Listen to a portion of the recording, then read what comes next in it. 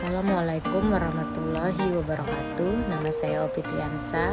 Saya berNIM 8598 60466. Nah, di sini saya akan menjelaskan tentang teori konstruktivisme. Teori pembelajaran konstruktivisme ini adalah sebuah teori pendidikan yang mengedepankan peningkatan perkembangan logika dan konseptual pembelajar. Nah, di sini pemeran pengajar adalah sebagai fasilitator untuk membantu pembelajar memperoleh pengalaman dan pemahamannya sendiri.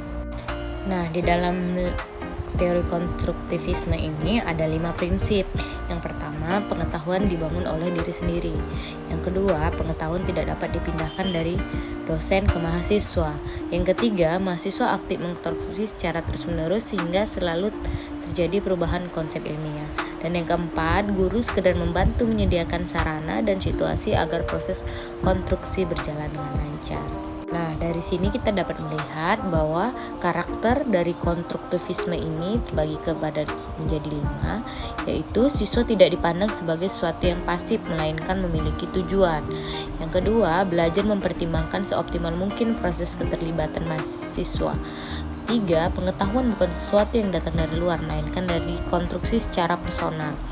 Keempat, pembelajaran bukanlah transmisi pengetahuan.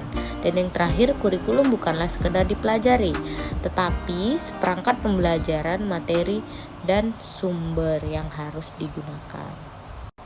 Nah, di dalam teori konstruktivisme ini ada beberapa tokoh yang terkenal, yaitu yang pertama John Dewey yang mengatakan bahwa belajar bergantung kepada pengalaman dan minat sendiri, dan belajar harus bersifat aktif, langsung terlibat, terpusat pada siswa, atau yang disebut SCL atau Student Centered Learning dalam konteks pengalaman sosial. Nah, yang kedua itu ada Jean Piaget mengatakan bahwa pengetahuan yang diperoleh merupakan hasil dari konstruksi pengetahuan awal yang telah dimiliki dengan pengetahuan yang baru diperolehnya. Jadi di sini berhubungan antara pengetahuan sebelumnya dengan pengetahuan yang baru dimilikinya. Nah, menurut Jean Piaget ini proses mengkonstruksi itu ada 4. Yang pertama skemata, yang kedua asimilasi, yang ketiga akomodasi, dan yang terakhir adalah keseimbangan. Nah, yang terakhir dalam teori ini ada tokoh namanya Lev Vygotsky, di mana tokoh ini mengatakan bahwa kemampuan memecahkan masalah di bawah bimbingan orang dewasa atau melalui kerjasama dengan teman sejawat yang lebih mampu.